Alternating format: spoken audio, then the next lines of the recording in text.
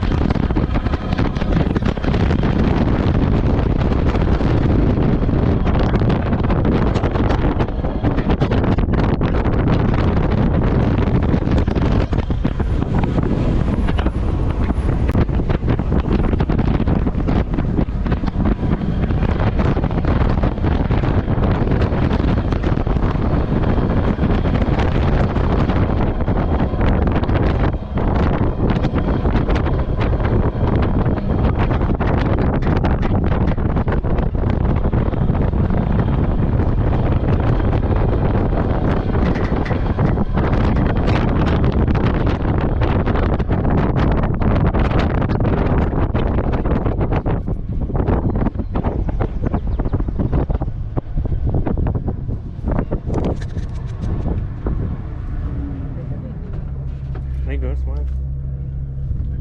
These white pine stumps are all that's left from the forest that was originally here. A man by the name of Charles Mears owned all this land. And back in the 1871 to be exact, the Great Chicago Fire happened. Burned Chicago right to the ground. So Charles Mears had an idea of clear cutting this and sending the lumber down. The same year he did that, lightning struck, creating a small wildfire. It burned off the rest of the small vegetation they had left behind. There was a thin layer of black dirt that simply blew away from the wind because nothing was able to hold it. And the sand underneath has been shifting around ever since. So that's kind of how the dunes are going. What you see all around you now is dune wood. This is sandblasted every day, so it gives it that sharp, jagged look.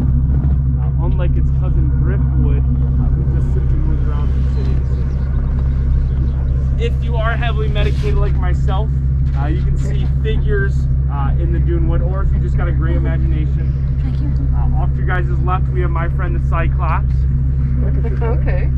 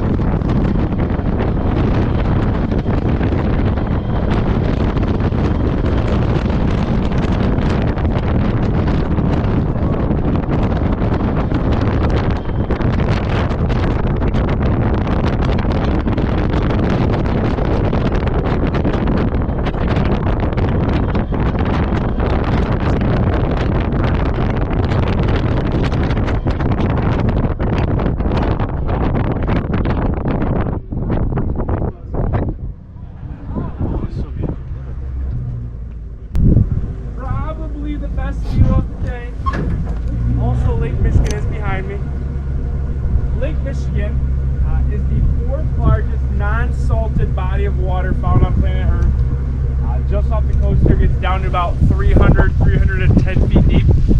The average depth of Lake Michigan is just over 400. The deepest spot is actually up in Manistee, about an hour north of us. Just off the coast there, gets down to 915 feet. Quite a deep lake. These are what we call the narrows of Lake Michigan. Straight across is Sheboygan, Wisconsin. If you take a deep breath in, you might even be able to smell the cheese. It's 58, 59 miles. Oh, there's a good sized freighter out there. Big freighter, Yeah. What do they do? Lots of coal coming up.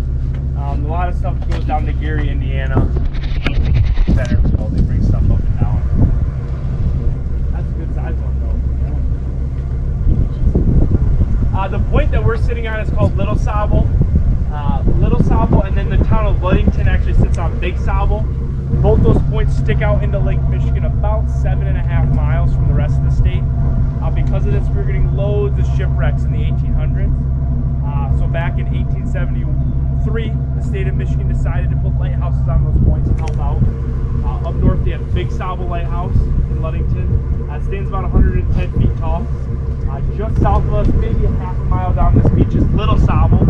Little Sauble is actually 5 feet taller at 115 feet, which makes it the tallest working and running lighthouse on the Great Lakes. I always thought that was kind of funny how Little Sauble is actually bigger than Big Sauble. The guy who named him graduated from Ohio State, so it makes sense. Any Ohio State fans on board? Oh, 2 people leave behind. Nice. Yeah, you can exit now.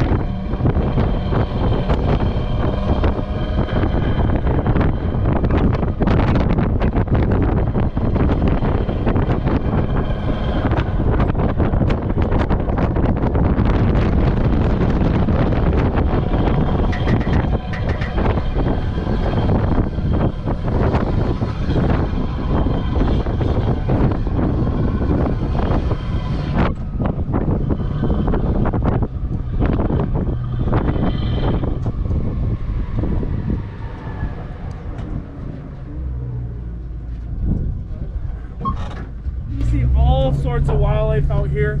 A lot of white-tailed deer, porcupines, turtles, possums, tigers, squirrels, rabbits, coyotes, fox. A lot of the tigers we don't see anymore. Carol Baskins is always the reason. Way off to your guys' left, and then here on your guys' right, actually flip those words, way off to your guys' right, here on your left, are the last two small stands of red and white pine we have on the Silver Lake sand dunes. We are losing these a lot quicker than we'd like. The sand moves in a northeastern direction, and it's actually covering a lot of what you can see.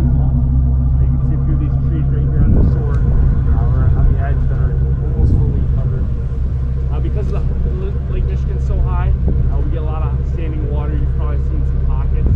That is kind of new to us. We used to have it back in the 80s, but we get a good size standing water in the middle that's actually drowning a lot of trees. So hopefully we can hang on to them a little bit longer. Love to see them. One tree that will always last is called the cottonwood poplar, which is off to your right. These have a systemic root system, which means that as the sand buries the trees, the leaves simply fall off and the branches turn into roots. It helps collect the rainwater, helps stabilize the tree. These trees are upwards of 60 to 70 feet tall. The other wildlife we see out here is the ORVers driving around. There's a good amount of them today. On a holiday weekend, like Memorial or 4th of July, we'll see 4,000 vehicles up there. Today or this weekend, we might have only seen 25, maybe 3 at the most, 3,000. The farthest hill to the north is called Test Hill. A lot of people, when you first get out there, that's where you want to head. If you can make it up that, you can usually make it anywhere in the park. A lot of people will go up to the top, prove that they made it to the top by staying there the entire day.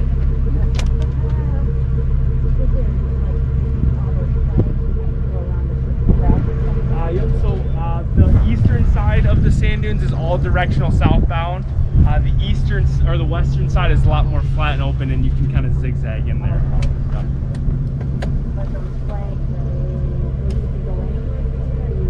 There is one border on the south side that you can't cross this way.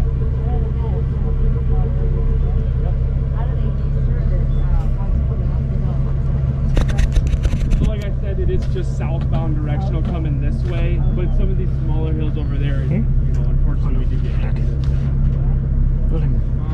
Maybe like two or three accidents, major accidents a year, which I mean if you get 100,000 vehicles up there in the summer, that's a very small percentage. Exclusivity for Mac. We do get a few major ones, but not as many. And then what was your question? So the exclusivity for this area here for Mac Woods, is that for perpetuity? Or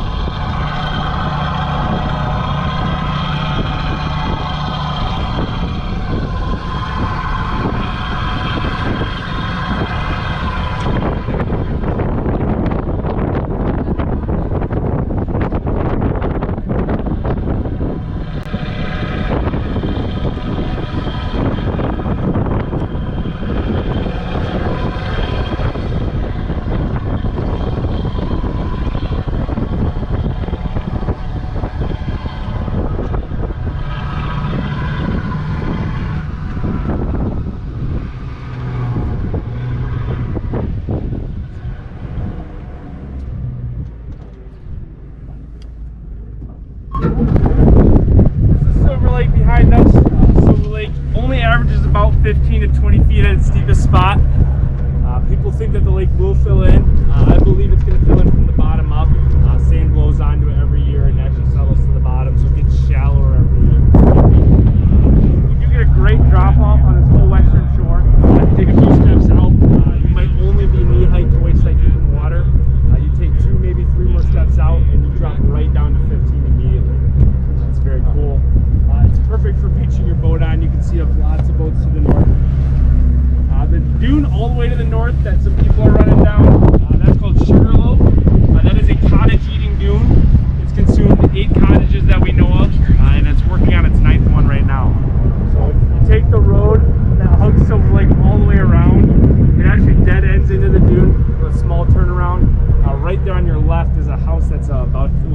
get buried. I know that the pilot. Yep. Oh, that's a pretty Is that where you can climb out? That's also where you can climb up on the parking right there. Not in the turnaround, but like immediately before that on the right, there's a GNR parking. Yep. Not as quick though. Yep.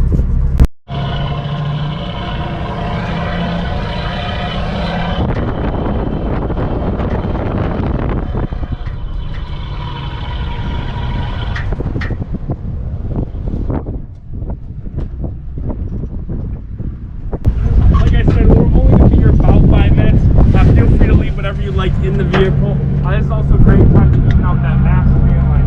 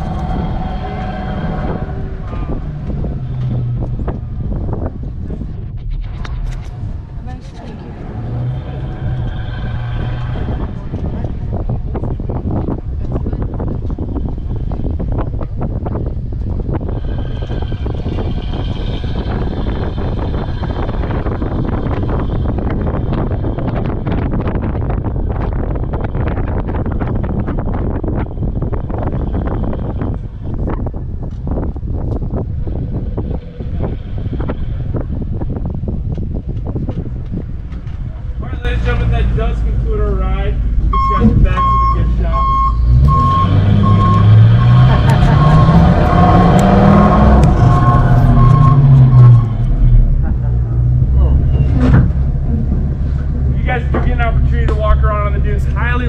behind it. Keep an eye out for fulgurite, crazy phenomenon. Lightning strikes the sand, and because we have a rich silicon-based sand, it actually fuses together, crystallizing, and it creates a tubular-like shape down into the ground. The biggest ones can get about 9.5 feet tall. I know we got about a 4-foot section in the gift shop. As soon as you walk in, immediately to your right, there's a display case for that. It's an artifact, Indian artifact as well. That we Is there any questions at all before we exit completely? No? Perfect. All right. We gotta cross this bridge one last time.